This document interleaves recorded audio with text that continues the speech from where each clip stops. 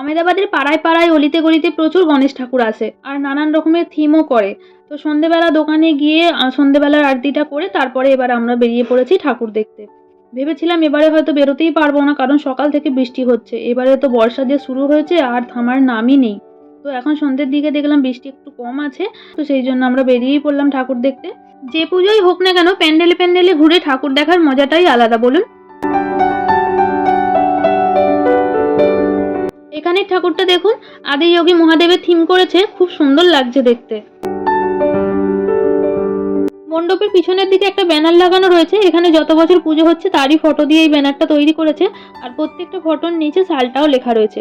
তো একটুখানি এগিয়ে এসেই একটা গণেশ ঠাকুরের মন্দির রয়েছে। প্রত্যেকবারে রাস্তা থেকে দাঁড়িয়েই দর্শন করে চলে যায়, ভিড় থাকে। তো আজকে ফাঁকা ছিল একটু, তাই মন্দিরের ভিতরে চলে এলাম। আর এখানে দেখুন ছোট ছোট দুটো মূষকরাজ রয়েছে, একজন একদিকে আরতি করছে আর একজন ঘন্টা বাজাচ্ছে। আর ঠাকুরের মূর্তিটা দেখুন কি অপূর্ব সুন্দর লাগছে, একদিকে ঋদ্ধি সিদ্ধি আর ফুল দিয়ে কি সুন্দর করে সাজ সিঙ্গার করেছে দেখুন। এবার এসেছি খাটুশ্যামজির মন্দিরে। আমি এই প্রথমবার খাটুশ্যামজির দর্শন করলাম।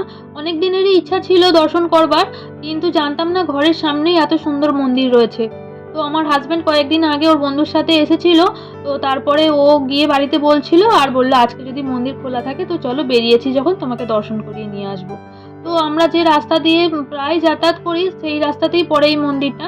আমরা দেখেছি প্রচুর ভিড় থাকে, কিন্তু জানতাম না যে এটা খাটুশ্যামজির মন্দির। আমরা ভাবতাম যে গণেশ ঠাকুর বা অন্য কোনো ঠাকুরের হয়তো মন্দির হবে।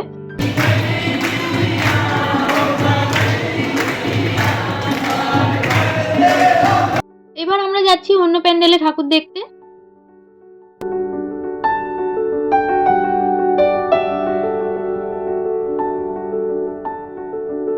এখানের ঠাকুরটাও খুব সুন্দর করেছে, কিন্তু এখানে থিমটা কিসের উপর করেছে ঠিক বুঝতে পারছি না। আপনারা দেখুন তো বুঝতে পারছেন কিনা।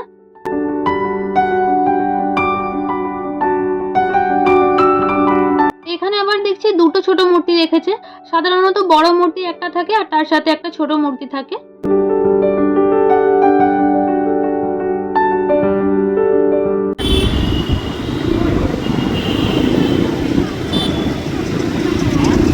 এটা হচ্ছে সিদ্দি সৈয়দ মসজিদ। এখানে 4টে জালি আছে যেগুলো পাথর কেটে ডিজাইন করে তৈরি করা, তার মধ্যে দুটোতে গাছের মতন ডিজাইন করা আছে। আর এইগুলোর জন্যই এই জায়গাটা বিখ্যাত। 1572 সালে সিদ্দি সৈয়দ নামে এক ব্যক্তি দ্বারা এটার তৈরি করা হয়, তো তারই নামে এটার নাম সিদ্দি সৈয়দনি জালি। আহমেদাবাদের ফেমাস টুরিস্ট স্পটগুলোর মধ্যে এটাও একটা। আর এটা হচ্ছে পতঙ্গ হোটেল, 360 ডিগ্রি রিভলভিং হোটেল। এটা লিফটে করে ওপরে উঠতে হয়, আর ওপরে যেখানে খাবার টেবিল পাতা রয়েছে তো সেই ফ্লোরটা পুরো আস্তে আস্তে ঘুরতে থাকে। তো ওখানে বসে খাওয়া দাওয়া করতে করতে ওপর থেকে পুরো আহমেদাবাদ শহরটা দেখতে পাওয়া যায়।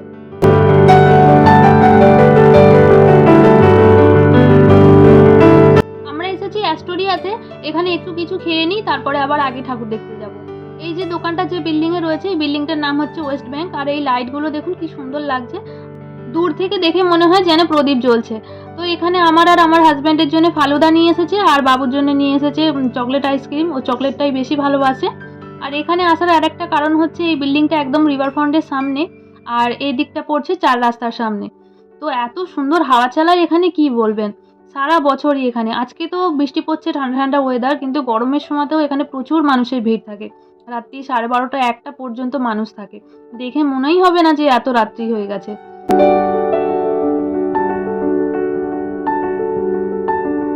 এবার চলে এসেছি আর একটা পুজো মণ্ডপে ঠাকুর দেখতে। আমাদের আশপাশে যতগুলো ঠাকুর আছে তার মধ্যে এই ঠাকুরটা হচ্ছে সব থেকে বড় ঠাকুর। আর কত লাইন খালি দেখুন, সবাই লাইন দিয়ে দাঁড়িয়ে আছে ঠাকুরটা দেখবে বলে। এই যে এখানে লেখা রয়েছে লাল দরওয়াজা চা লম্বোদর। এই পুজোটার আশপাশে প্রচুর মেলা বসে, খাবার দাবার, খেলনা, সাজার জিনিস, ব্যাগপত্র, এইসব নানান রকমের জিনিস নিয়ে। তো এবার আমরা মেন গেটের সামনে চলে এসেছি। একবারে দেখুন, একদিক দিয়ে এন্ট্রি, একদিক দিয়ে এক্সিট। তো এই দেখুন আমরা ভিতরে চলে এসেছি। মূর্তিটা খালি দেখুন কত বড় করেছে, কি সুন্দর লাগছে না দেখতে। আগেরবারে তো উপরে স্টেজ করেছিল, সিঁড়ি দিয়ে উপরে উঠে সবাই সেখান থেকে দাঁড়িয়ে ফটো তুলছিল, ভিডিও করছিল। তো এবারে তো সবাই নিচে থেকে দাঁড়িয়েই ফটো তুলছে, এবারে স্টেজের মতন করেনি। তো এবার আমরা বেরিয়ে এসেছি ওই প্যান্ডেল থেকে, ভিতর দিকে আর একটা ঠাকুর আছে সেখানে যাচ্ছি।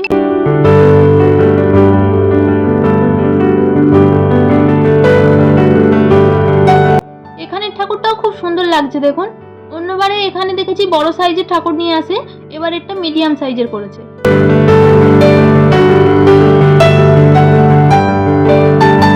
এবার চলে এসেছি ভদ্রকালীতে।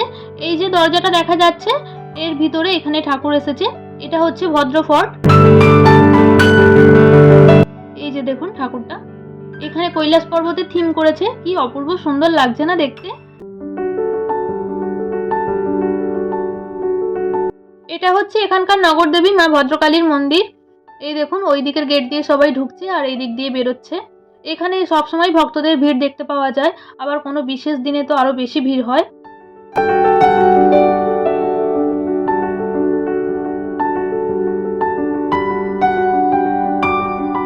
এটা অ্যাস্টোরিয়া দরওয়াজা। আর আমরা যেখানে ফালুদা খেলাম আপনাদের দেখালাম, ওই দোকানটার মেন ব্রাঞ্চ হচ্ছে এখানে। এই যে এখানে লেখা রয়েছে Astoria ice cream, Astoria Bhajia house, Astoria juice centre. এই জায়গাটার নামেই এই দোকানটার নাম রেখেছে। এর আউটলেট আরো অন্যান্য জায়গায় রয়েছে। তো যাই হোক, এবার আমরা বাড়ি চলে যাচ্ছি, বেশি দেরি করলে হবে না, কালকে সকালে আবার বাবুর স্কুল আছে। তাহলে আজকের ভিডিওটা এই পর্যন্তই, আবার দেখা হবে একটা নতুন ভিডিওতে। ততক্ষণের জন্য বাই বাই।